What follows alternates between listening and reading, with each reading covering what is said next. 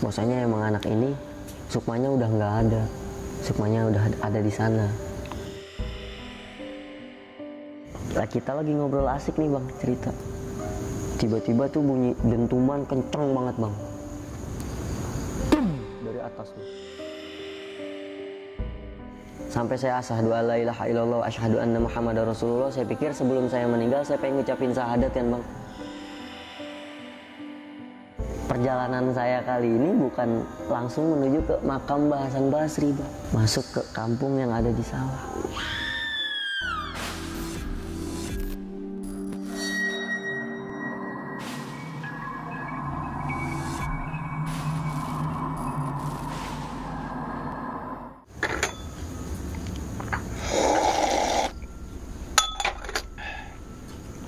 Assalamualaikum warahmatullahi wabarakatuh. Kembali lagi bersama gue Sumar Adiwijaya atau biasa dipanggil Umang dalam segmen Kisah Mistis Pendaki.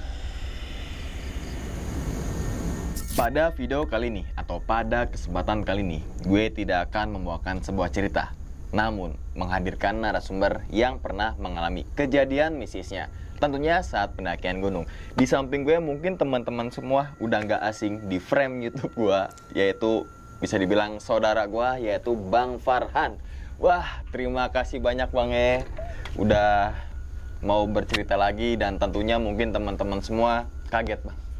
Kagetnya dalam artian kok belakangnya tuh backgroundnya bukan hitam, bukan ada sarang laba-laba gitu kan, namun ada keranda ya Bang ya. Dan ini kita lokasinya di dekat rumah Bang Farhan Bang ya. Betul bang. Yaitu salah satu di daerah Kabupaten Bogor. Kabupaten Bogor. Nah itu teman-teman semua. Dan sebelumnya kan kita udah naik gunung bareng tuh Bang ya. Iya, alhamdulillah tuh teman-teman semua. Pertama kita gunung mana ya pertama tuh? Tampomas. Tampomas. Iya. Terus atas komentar-komentar dari sahabat-sahabat nih gitu kan. Naik bareng sama Mas Hoji. Alhamdulillah kita naik lagi ke gunung Selamat. Alhamdulillah tuh kita bertiga gitu kan. Oke Bang, pada kesempatan kali ini atau pada video kali ini Abang mau menceritakan pengalamannya saat di gunung mana nih? Saat di Gunung Salak bang.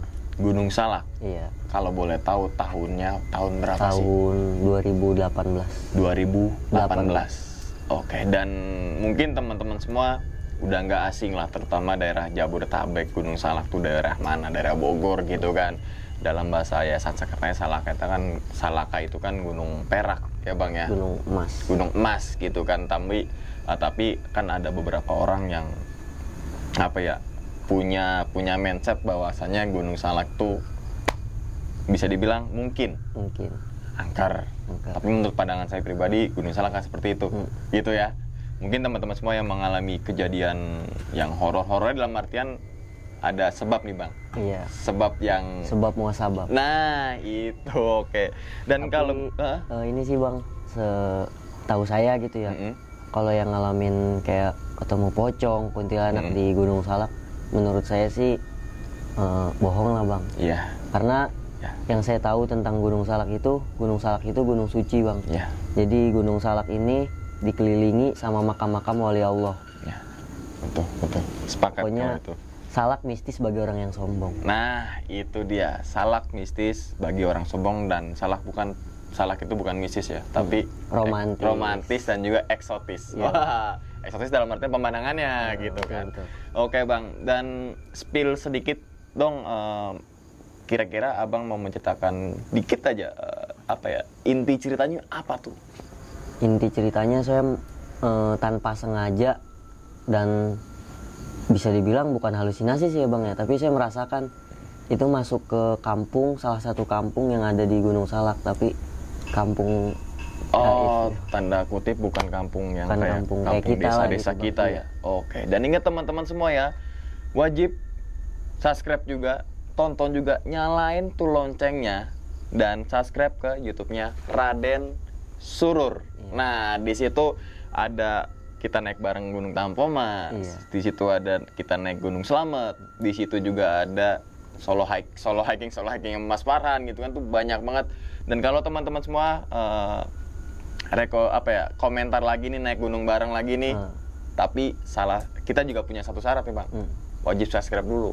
Jangan subscribe aja tapi nonton juga. Iya. Karena yang suka-suka naik gunung dan nggak bisa naik gunung ya mendaki online aja lah di channelnya Bang Farhan ini. Oke Bang, karena openingnya udah terlalu lama dan ingat teman-teman semua nih jam 12:16 ya. Kita nih lokasi syuting, ya udahlah kita langsung mulai aja ke dalam ceritanya kali Bang ya. Iya, siap. Ngopi horor segera dimulai.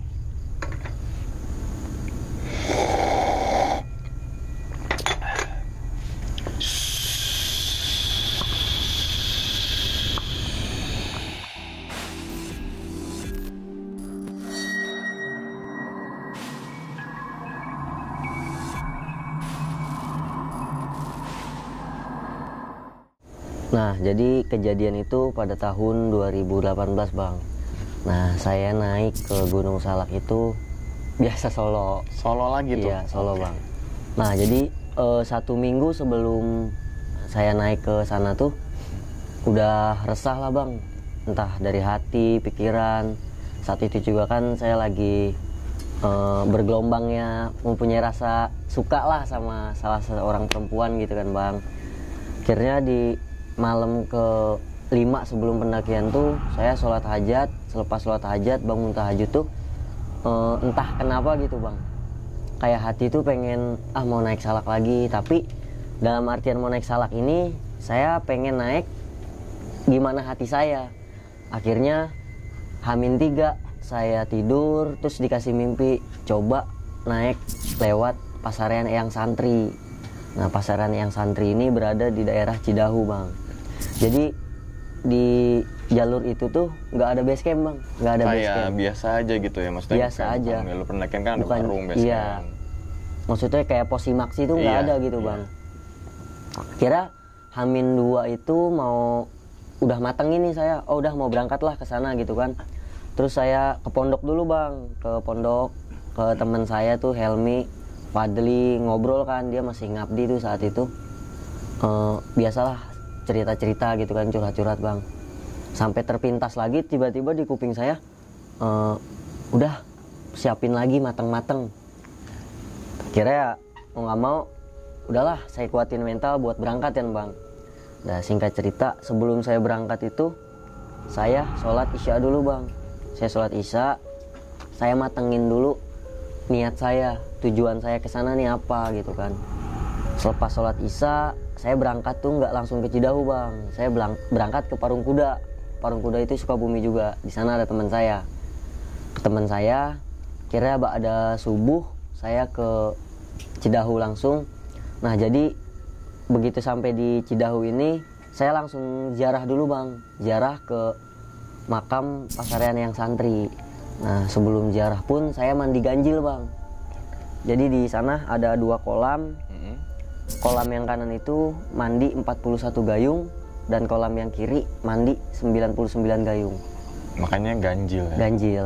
Nah, kalau semisalnya badan kita nggak kuat, itu boleh 7-11. Yang penting ganjil? Yang penting ganjil. Dan minimalnya? Minimalnya 7-11, Bang. Kalau nggak kuat. Okay. Jadi yang kanan 7, yang kirinya 11. Oh, iya. Nah, kalau untuk apa maksud dan tujuannya mandi itu tuh ya kepercayaan orang setempat mungkin ya, Bang ya. Itu ya kita tirakat lah gitu sama wali Allah yang dekat sama Allah, biar bisa segala hal-hal yang ada di diri kita tuh bisa lebih lurus lagi siratul mustaqimnya gitu, Bang. Nah, saya mandi pas di sebelah kanan nih, Bang ya, kolam kanan. Pas di guyuran ke 31, ser. Nah, itu rasanya udah beda, Bang. Jadi gimana sih kalau kita naik gunung, kadang kan kalau kita ke mata air masuk ke ini, ke kulit suka nembus ke tulang, Bang. Tapi ini rasanya berlipat-lipat, Bang. Berlipat-lipat. Itu pagi, Bang. Masih jam 10-an. Jam 10 setengah 11. Iya. Itu rasanya berlipat-lipat. Saya lanjutin kan, saya paksa sampai di kolam kanan ini 41 gayung. Saya paksa terus. Nah, di 2 gayung terakhir ini tiba-tiba terlintas di kuping, Bang. Niatnya dilurusin lagi. Semoga apa yang diinginkan, hajat-hajatnya tercapai. Alhamdulillah beres di kolam kanan, saya pindah ke kolam kiri kan, Bang. Di kolam kiri kan 99 ya, Bang. Iya. Nah, saya baru siraman pertama itu, badan saya semuanya tuh kayak beda, Bang. Ya gimana ya, bisa dibilang itu air dingin bang, tapi ke badan saya anget. Oh beda. Tapi saya nggak tahu lah yang orang lain alami ya, tapi ini yang saya alami gitu bang. Itu begitu gayung pertama dari ujung rambut sampai ujung kaki itu anget bang. Nah situ saya rada berpikir masih positive thinking lah, nggak mau berpikir macem-macem. Oh mungkin memang airnya seperti ini gitu kan. Saya lanjutin, itu makin hitungan gayung ketiga, kelima itu rasanya makin kerasa panas bang di badan saya gitu. Saya niatin lagi kenceng-kenceng, istighfar juga, astagfirullahaladzim, kalau memang saya punya banyak dosa, banyak salah, semoga bibarokati pasarian yang santri, saya bisa dosa-dosa saya bisa dibantu, mendoakan ke Allah lah gitu kan ya bang. Tetap yang mengampuni Allah, tapi lewat perantara beliau gitu kan bang. Sampai di siraman ke 80 tuh saya muntah bang. Saya muntah tapi nggak keluar. Kan saya muntah, akhirnya mata saya langsung burem tuh bang. Astagfirullahaladzim saya bilang. Di situ saya berpikir lagi, jangan-jangan saya masih cinta dunia nih sampai melupain sang penciptanya gitu kan. Apa saya punya kesalahan yang bikin saya lalai kan bang. Akhirnya di situ saya syahadat lagi, saya istighfar lagi, sampai alhamdulillah ke gayung 99 berhasil tuh bang. Nah pas gayung 99 berhasil, badan saya ini putih semua bang, bahkan sampai bibir tuh pucet. Pucet semua gitu bang. Sampai selepas itu saya ganti baju, saya turun dulu ke bawah, belum ke makam bang. Dah di sampingnya tuh ada warung. Sampai nanya, dek pucet banget. Iya, saya bilang habis mandi. Selepas itu saya langsung masuk ke pasarian lagi, saya ziarah. Jadi yang santri ini nama aslinya ya Raden Djoko Kusumo lah bang. Terus masih ada terah sama Keraton Surakarta Mataram. Tuh. Selepas saya ziarah itu sekitar jam 2:30 bang. Pokoknya itu saya udah break sholat, makan, saya selesaikan ziarah saya lanjut ke Puncak Mani. Nah jadi di trek ini nggak ada pendaki bang, karena posisinya saat itu malam Jumat. Malam ya? Malam. Saya trek sore tapi tetap kena malam. Nah jadi di jalur Girijaya ini ada 2 bang. Kita menuju ke Salak 1 itu nanti ketemu lagi sama Pangeran Santri bin Raden Kiai Tapa. Itu makanya di atas dikit sebelum puncak Salak 1 ya. Nah ada lewat jalur Cidadap bang. Nah jalur Cidadap ini jalur peziarah. Memang jalurnya ini udah tertata lah gitu. Tapi saya nggak lewat situ. Saya melipir ke kiri, saya ambil ke Curug Pilung. Curug Pilung? Iya, ke Curug. Di situ saya jalan. Saat itu jalanannya 2018 tuh ya memang konturnya masih tanah kan, tetapi gimana ya, bisa dibilang belum seperti sekarang lah gitu bang. Di Pangeran Santrinya pun di atasnya petilasannya tuh belum sama saya kayak sekarang, udah enak banget lah. Saya naik dari Curug Pilung itu memang sendiri. Nah sebelum sampai ke Curug Pilung kan memang nggak ada pos ya bang ya, cuman ada shelter bang. Shelter itu gardu, itu pun nanti ketika masuk ke jalur yang ada di Cidadap ini, jadi nanti ketemunya begini bang. Oke. Akhirnya saya jalan sampai pintu gapura petilasan Pondok Gusti itu bang. Nah dulu tuh masih ada Pondok Gustinya bang, masih ada petilasannya, tapi sekarang udah nggak ada, nggak tahu kemana dan siapa yang mindahin atau gimana gitu bang. Nah begitu saya jalan beberapa langkah, tiba-tiba di belakang saya ada yang nepak bang. Saya nengok ke belakang, astagfirullahaladzim, siapa yang nepak? Saya belum tahu tuh, itu keadaan masih sore bang, sekitar jam 3-an tuh udah sampai di Pondok Gusti. Nah nyampe di Pondok Gusti saya lanjut jalan lagi. Memang ada 2 jalur begini bang, ada yang ke kiri dan ada yang ke kanan. Nah pertama itu karena saya pertama kan lewat situ, dan jalurnya tuh rapet sih bisa dibilang, karena yang saya tahu pun rata-rata kalau emang ada yang mau naik lewat situ itu harus pakai porter lokal bang. Porter lokal ya?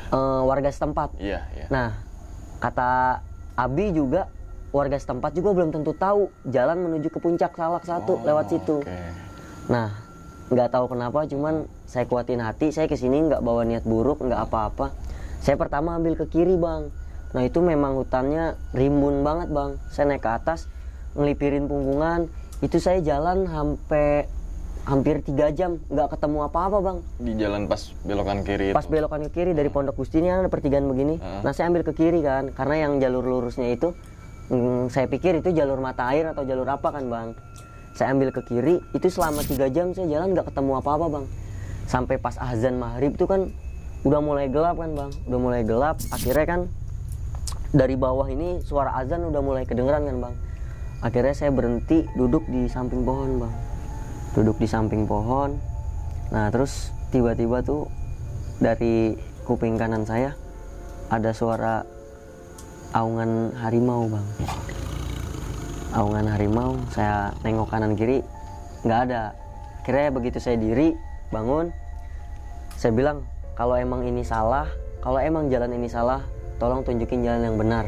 Niat saya kesini baik, saya mau silaturahmi, saya mau berziarah, saya bilang gitu bang. Begitu saya jalan beberapa langkah, di depan saya macan bang. Macan?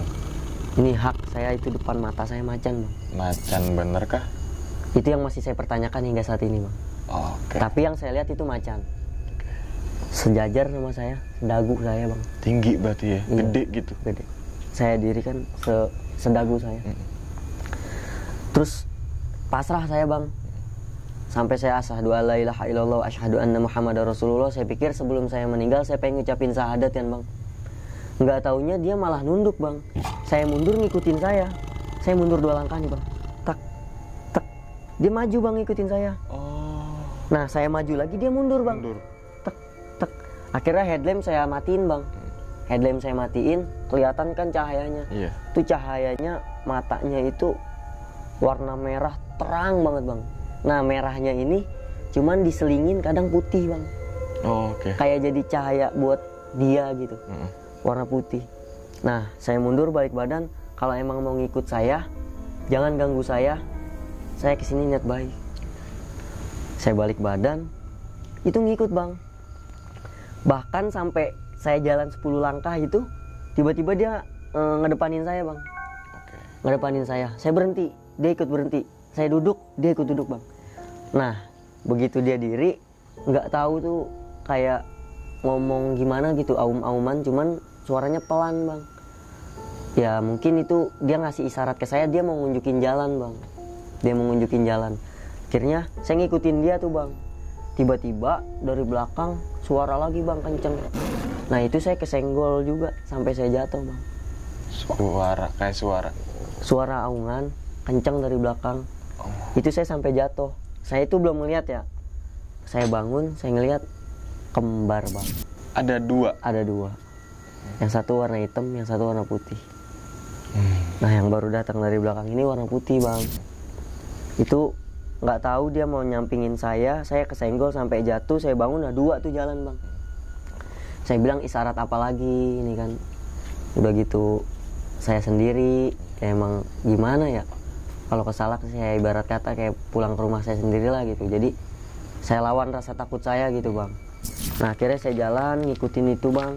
Ketemu sampai di pertigaan tadi. Itu sekitar jam 8, setengah 9. Nah saya duduk, saya sholat dulu bang, sholat isya di situ. Nah macan ini duduk bang. Jadi saya sholat, jalan ini cuma setapak bang. Karena dulu saya punya kompas kecil itu kan, saya ngelihat kiblat kayak waktu di Selamat Datang Pomas kan lewat kompas ya bang. Iya, kompas. Nah kompas itu tujuan utama saya buat ngelihat arah kiblat. Nah jadi di jalur setapak gini, arah kiblatnya itu agak miring bang. Oke.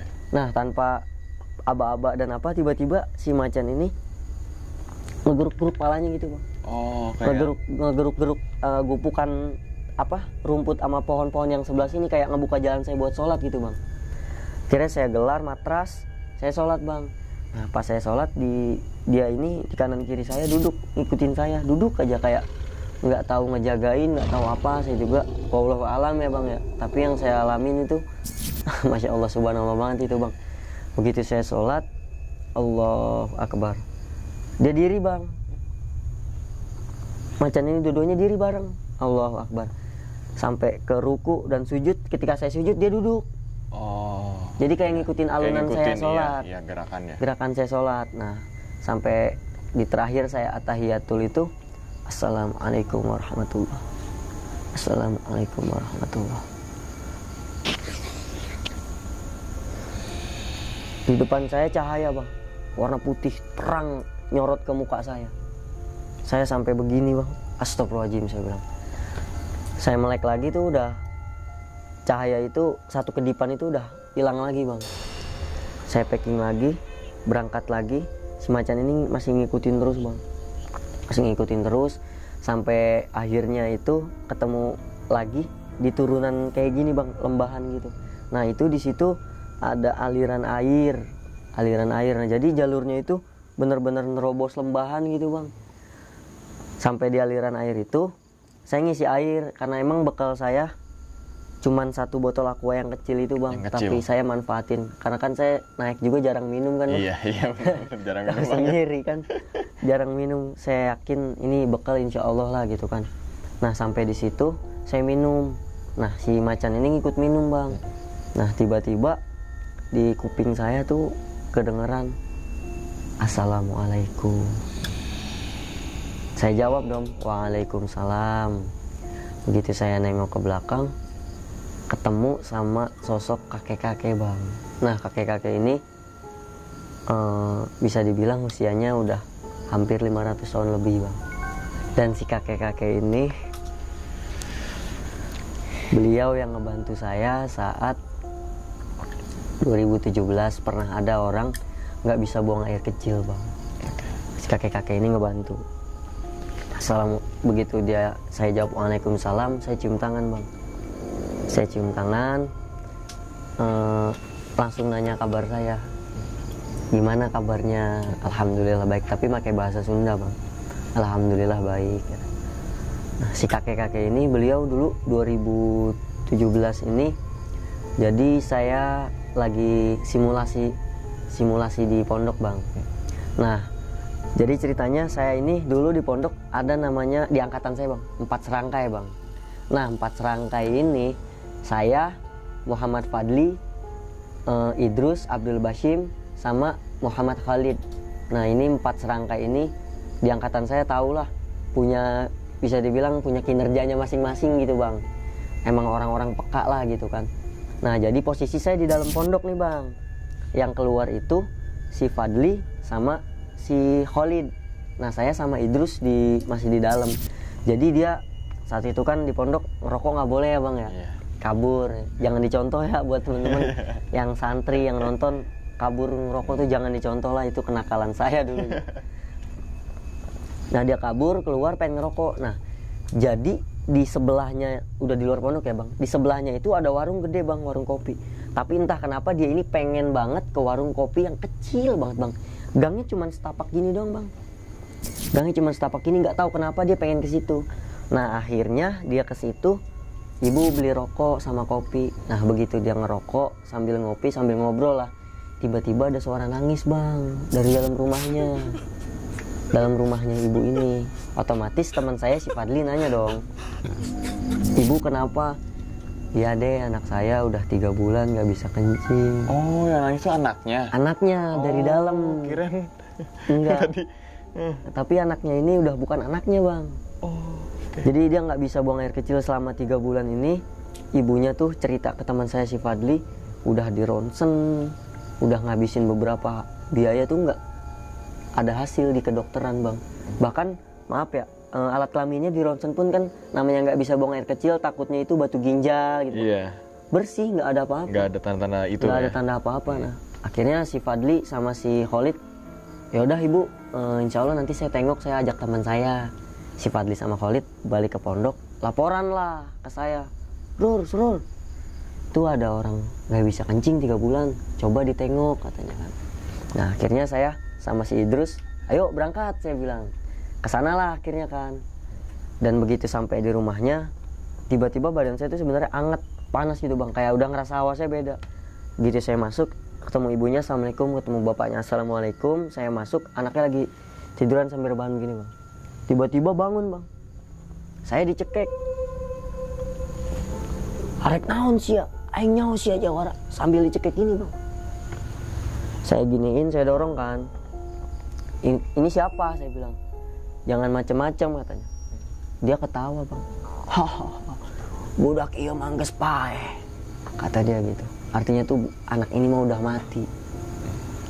Akhirnya dari situ ibunya nangis kan, ibunya nangis ngobrol sama saya, ibu ini kenapa? Saya tanya, bisa seperti ini, anak ini kenapa gitu kan? Sama ibunya dijelasin bang. Akhirnya ibunya ngebuka, jadi si anak ini pulang ziarah bang, pulang ziarah dari Banten. Nah pulang dari Banten ini kencing di 2 tempat bang, di daerah Jasinga di Cipaku. Nah selepas pulang dari situ udah 3 bulan itu nggak bisa kencing. Nah si anak ini tuh baik bang, baik, sopan, bahkan sama orang tuanya pun nurut, ngebantu dagang orang tuanya aja mau bang. Tapi begitu pulang dari sana, pangkolotnya dianjing-anjingan. Dalam artian tuh orang tuanya dianjing-anjingin bang, segitu sopannya anak ini gitu kan. Terus akhirnya saya minta, bu saya boleh minta namanya nggak sama tanggal lahirnya. Dikasihkan sama ibunya. Besok saya kesini lagi bu, saya bilang. Saya bawa nama itu, malam saya zikiran tuh bang. Nah, saya zikiran sampai ketiduran, malamnya dikasih mimpi bang. Bahwasanya emang anak ini sukmanya udah nggak ada, sukmanya udah ada di sana. Nah dia ini kencing di pintu kerajaan di sana bang. Oke. Kencing di pintu kerajaan di sana. Itu sebabnya dia nggak bisa kencing, itu di mimpi saya. Akhirnya besok saya ke sana lagi. Itu kan karena saya nggak enak juga ya bang, mohon maaf. Keadaan rumahnya pun hanya sepetak, ya mungkin sepetak ini bang. Kamar mandi pun di luar bang. Begitu saya datang lagi kan, Ustadz, anak saya gimana? Alhamdulillah ibu, saya jelasin semua. Lokasi buang air kecilnya di sini, di samping pohon. Terus di belakangnya ada batu gede. Bapaknya, iya bener di situ. Sambil kayak kaget gitu bang. Ya bener di situ. Oh berarti udah ketemu nih jawabannya kan, saya bilang. Nah akhirnya saya bilang sama teman-teman saya, yuk coba kita usahakan, kasihan anak ini gitu kan. Nah itu saya datang dibeliin rokok, gorengan. Kan saya nggak enak gitu bang ya, niat saya cuman selagi saya bisa bantu, saya tanpa minta imbalan gitu bang. Karena saya ngeliat keadaan keluarga juga yang seperti itu kan, saya nggak tega gitu bang. Nah di situ teman saya suruh baca dulu Rotib Al-Atos di sebelah sana, baca dulu Rotib Al-Hadad di sebelah sana, biar dibentengin dulu nih rumahnya gitu kan. Nah nggak lama selepas baca Rotib, saya kelar baca Maulid Sintu Duror, si anak ini bangun, punten ke saya. Saya tanya kan, siapa yang nyuruh kamu? Dia bilang, saya cuma disuruh, tolong jangan sakitin saya. Kamu pulang, kamu bilang sama tuan kamu, saya besok ke sana. Saya bilang begitu bang, saya besok ke sana. Sampai 3 kali saya bilang bang, saya besok ke sana. Punten, hampura, tuh terus menerus bang. Terus si Idrus nyenggol saya,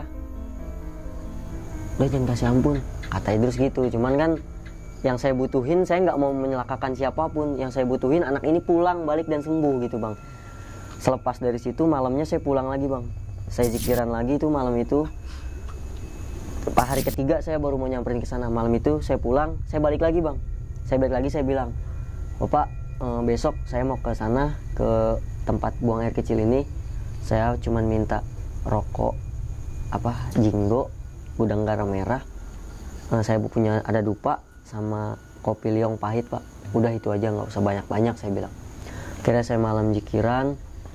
Nah entah kenapa di mimpi saya dibawa sama si kakek-kakek yang ketemu ini nih pak. Yang di Salak itu yang ya? Di Salak itu bang. Oke. Ayo Milwan, yuk kek saya ngikutin. Nah jadi di situ tuh posisinya saya ngikutin si kakek-kakek ini. Itu saya bener-bener ketemu bang sama si anaknya ini. Dan keadaan anaknya itu, mohon maaf ya bang ya, posisinya duduk. Tapi kelaminnya ini lagi disiksa gitu bang. Lagi di kayak model kayu zaman dulu bang. Dijepit gitu bang. Dijepit begitu. Jadi si anak ini emang suka ngerasa kesakitan terus kan, karena nggak bisa buang air kecil. Jepit, pokoknya dijepit gitu bang. Saya astagfirullahaladzim kan. Gitu, jepit iya. Gitu kan. Nah akhirnya si kakek bilang, katanya kamu tunggu sini. Nah saya suruh tunggu sini. Terus tiba-tiba perempuan pakai mahkota, rambut panjang, bawa tongkat, ada lambang naganya bang. Itu jalan ke arah saya sama kakek saya. Terus ngomong kan kakek ini, gimana? Coba diobrolin, enaknya seperti apa? Akhirnya di situ saya ngobrol, saya bilang emang punya permasalahan apa sampai seperti ini. Si Ratu itu bilang gini bang, anak ini udah ngotorin rumah saya, udah buang air kecil sembarangan di depan pintu kerajaan saya. Akhirnya situ saya bilang, ya kalau memang anak ini punya salah, tolong dimaafin. Saya bilang, jangan sampai anak ini jadi korbannya gitu kan. Karena mungkin dia nggak tahu atau seperti apa. Si kakek-kakek ini bilang gini bang, urusan kamu mau sama, maaf ya bang, kakek ini manggil saya cucu, mau sama cucu saya apa sama saya? Selesaikan besok, kata si Ratu ini, selesaikan besok. Tiba-tiba tuh bangun saya bang, Allahu Akbar. Itu murotal, mau tahajud. Karena kan kalau di pondok murotal tahajud itu kenceng ya bang. Dem aja saya bangun, astagfirullahaladzim. Wah udah nih, udah saya hitung tanggal lahirnya, saya hitung nama dia tuh udah saya hitung semua. Saya punya hitungan, cuman nggak bisa saya ini nih bang ya, ada hitungan. Udah tepat dah malam ini insya Allah, saya bilang. Akhirnya saya ngomong sama teman-teman saya, malam ini beres. Selepas simulasi saya kesana lagi sore, saya pulang lagi ngobrol ngasih tahu doang. Ya bu, nanti habis isya pokoknya ya pak. Nah habis isya saya kesana lagi bang. Begitu saya kesana lagi, itu saya mau masuk ke rumahnya, saya ngeliat macan, palanya manusia bang. Itu 2 depan pintu rumahnya. Saya mau masuk tuh, dia kayak mau menghalangi saya bang. Jadi saya mau masuk, dia kayak mau nutupin begini. Idrus nepak, karena dia juga bisa ngelihat kan. Idrus nepak. Tapi kata si Idrus, awas kata gitu. Udah gampang terus saya bilang. Akhirnya saya usap 2-nya, minggir tuh bang. Begitu saya masuk, dia langsung diri lagi dengan gagahnya sambil ngomong, budak yang geus pae, syarek naon? Syarek naon budak yang geus pae? Saya diem kan bang. Saya bilang, kamu mau duduk, kalau ngomong yang sopan, saya bilang. Dia duduk. Nah saya minta Fadli jaga di sini. Saya berangkat sama Idrus sama Khalid sama si bapaknya ini. Sebelum berangkat saya seperti biasa ngebentengin dulu, baca Rotib Al-Atos, Rotib Al-Hadad, saya sama Maulid Sintuduror. Nah saya udah pesen sama si ibu-ibu ini bang. Saya bilang sama si ibu-ibu ini, bu nanti kalau misalnya nyium sesuatu atau ada wangi sesuatu, ibu diem aja. Nanti kalau anak ibu teriak-teriak atau gimana, minta tolong sama tetangga atau warga setempat, biar dipegangin aja bu, tapi jangan dipencet atau diapa-apain, saya bilang gitu. Kira si Fadli, saya di sini si Fadli sambil zikiran, saya berangkat. Nah saya sebelum berangkat saya udah pesen bang sama si bapak-bapak ini. Saya bilang gini, Bapak nanti ketika di sana, bapak jangan pernah nengok ke belakang atau nengok ke kanan kiri. Kalau bapak nanti nggak tahu apa yang saya lakuin, nggak tahu saya baca apa, bapak cukup baca Qul huwallahu ahad 3 kali, Al-Falaq 3 kali, Surat An-Nas 3 kali. Saya bilang kayak gitu bang. Siap kata bapaknya itu. Nah saya kan naik motor sama si bapaknya ya bang. Nah si Khalid sama si Idrus belakang saya kan nempelin. Nah yang Idrus lihat itu ketika saya baru naik motor, dari kanan kiri tiba-tiba macan hitam putih ini datang bang. Dem di belakang motor saya, dan itu ngikutin. Bahkan si Idrus tuh nggak, saking takutnya tuh dia nggak berani buat ngedeketin motor bang. Jadi spare jarak dia sama saya tuh kurang lebih bisa 30-40 meter bang. Jadi yang penting kelihatan baju saya sama dia. Karena dia udah ngeliat. Itu saya taunya ketika pas pulang Idrus baru ngomong ke saya. Kalau saya saat itu memang saya nggak nengok ke belakang kanan kiri kan bang. Itu perjalanan dari Lewiliang ke sana tuh sekitar 45 menit lah bang. Begitu sampai di lokasi, itu keadaan sepi bang. Karena memang jalur Jasinga seperti apa sih bang? Itu sepi.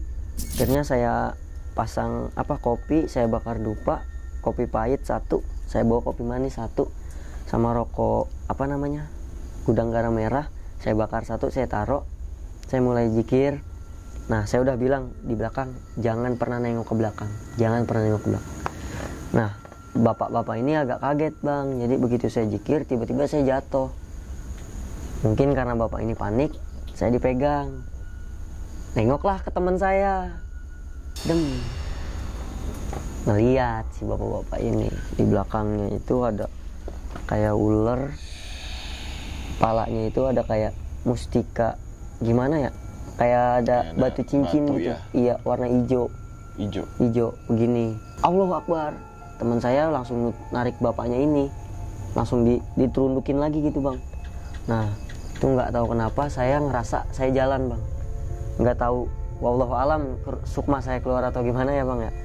Saya jalan, itu saya ditemenin sama yang macan yang hidup lihat bang, sama kakek ini gitu. Masuk ke sana itu lagi disiksa bang, lagi disiksa, bener-bener disiksa seperti yang di mimpi saya. Itu saya jelas ngelihatnya tuh jelas gitu. Pas disiksa tuh si adek ini ngomong, tolong, tolong. Assalamualaikum, niat saya baik, saya mau minta anak ini pulang, tolong jangan ganggu anak ini lagi. Tiba-tiba si ratu ini dengan congkak dan sombongnya dia ngomong, tuker sama cemani 3. Ayam Cemani. Saya nggak bisa apa-apa, saya nggak mau ngasih apa-apa. Kita hidup beda dunia, kita hidup beda alam, tapi kita tetap terahnya ke atas, ke Allah. Anda siapa minta-minta kayak gitu? Yang maha menghidupkan dan mematikan Allah, saya bilang. Anda siapa yang ingin mematikan manusia? Anda bukan yang menciptakan takdir gitu kan. Akhirnya tiba-tiba si kakek ini nggak tahu apa, sorban putihnya ini diambil, diselpetin bang ke si ratu ini 3 kali sambil takbir, Allahu Akbar, Allahu Akbar, Allahu Akbar. Nah si ratu ini ngelempar tongkatnya ke arah saya bang, yang bentuk naga itu. Ngelempar tongkat ke arah saya, kena dada kiri saya. Pas kena dada kiri saya sakit, saya muntah darah. Dan itu ketika selepas saya masuk lagi, itu memang pada saat saya tidur, teman-teman saya itu nyaksikan dan bapak-bapak itu nyaksikan saya muntah darah. Dari situ saya bangun, saya langsung istighfar, astagfirullahaladzim, astagfirullahaladzim, astagfirullahaladzim. Nah saya bawa tasbih peninggalan itu ada, saya sambit bang, Allahu Akbar, saya lempar ke dia. Terus nggak tahu kenapa tiba-tiba dia mundur 5 langkah bang. Kurang ajar, dia ngomong kayak gitu. Kakek saya tiba-tiba kesana lagi, dicekek pakai sorbannya itu bang, cekek begini, Allah ilallah Muhammadur Rasulullah. Dem.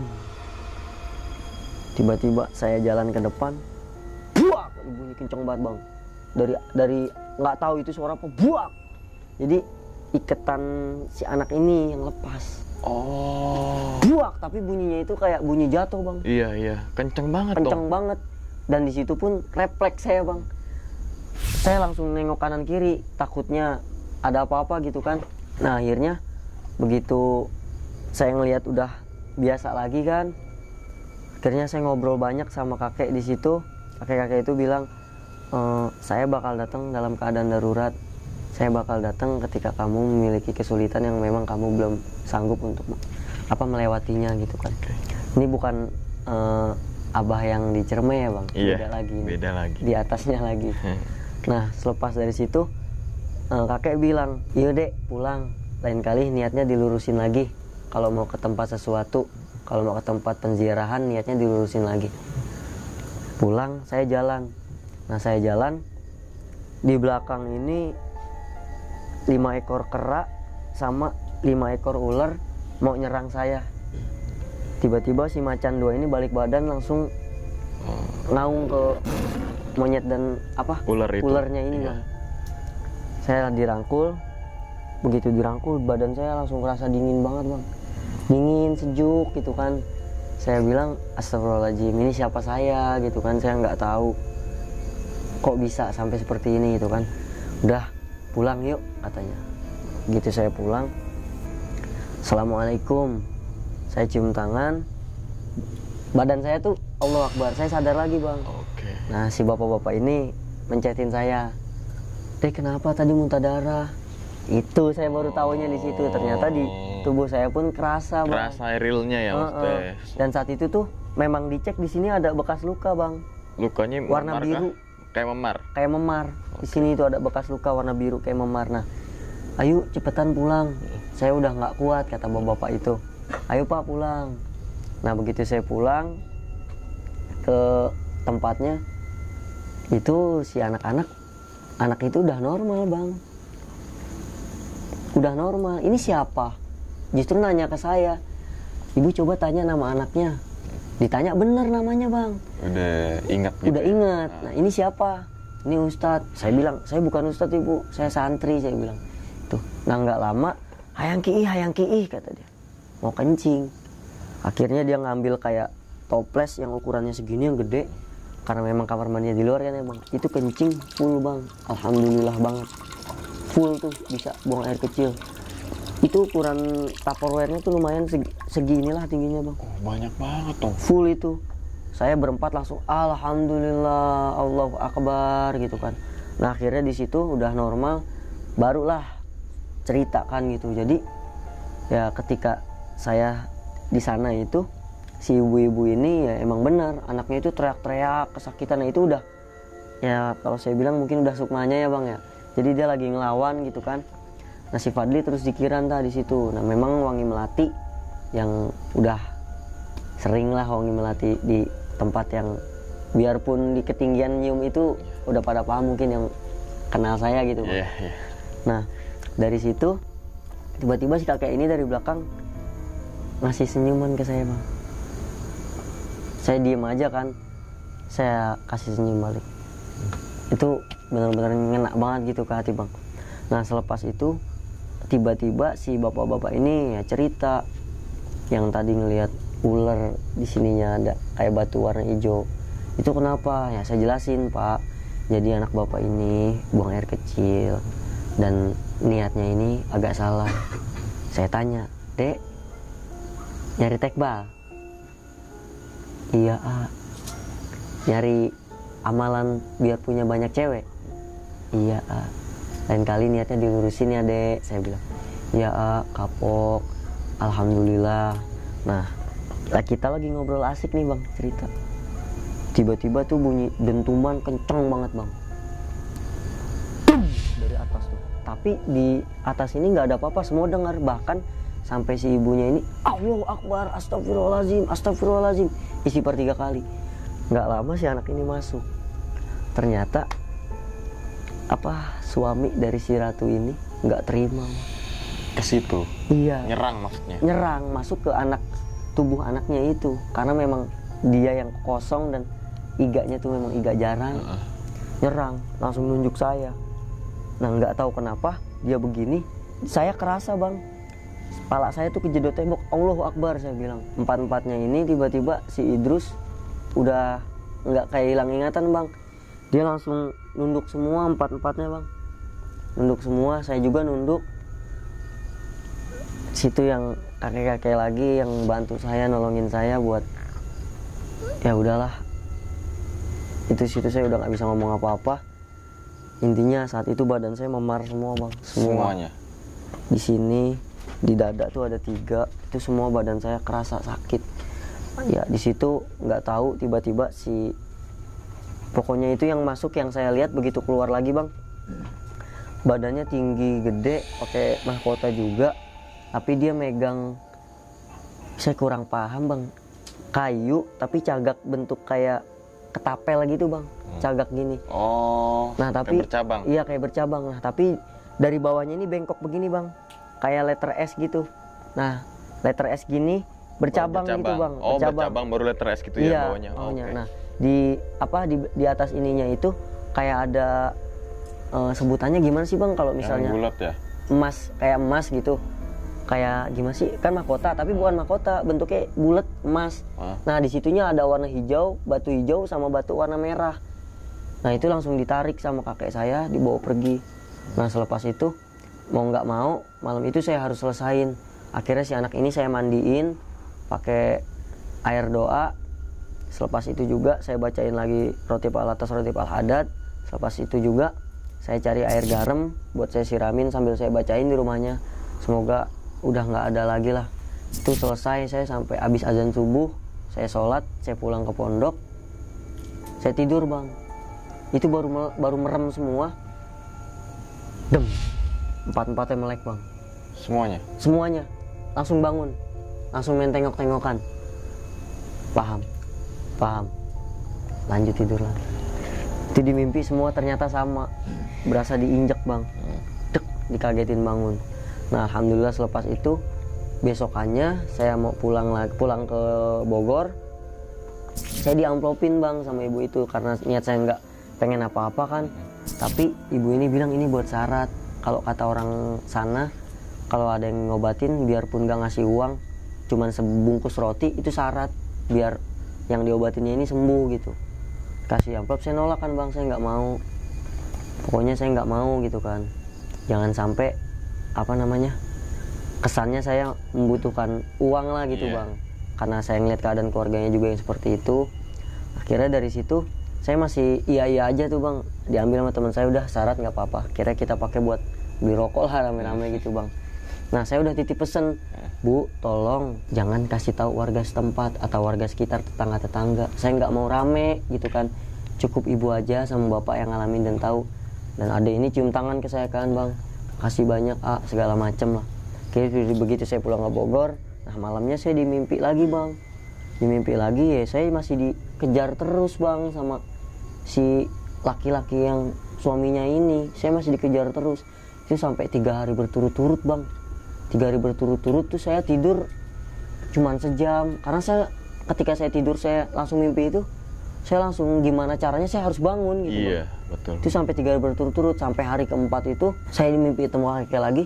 Udah insya Allah aman, kamu jangan pikirin, sekarang kamu fokus belajar kamu, jangan sampai terkecoh lagi dengan hal seperti ini. Udah ini cukup jadiin motivasi buat kamu, jadiin pembelajaran bahwasanya kamu yang ngingetin yang maha menghidupkan mematikan Allah, jangan pernah takut. Padahal saya pribadi resah saat itu bang.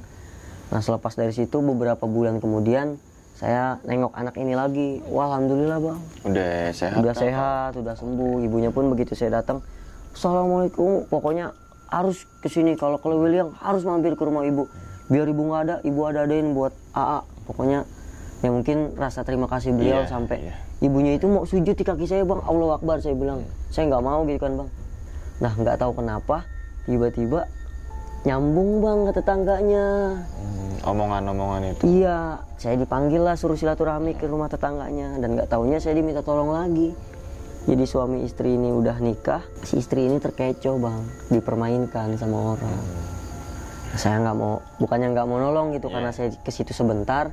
Akhirnya saya kasih amalan, saya punya amalan itu dari bisa dibilang salah satu sunan, 9 sunan itu bang. Itu amalan buat gimana caranya ketika orang punya niat buruk ke kita, itu balik lagi ke dia bang.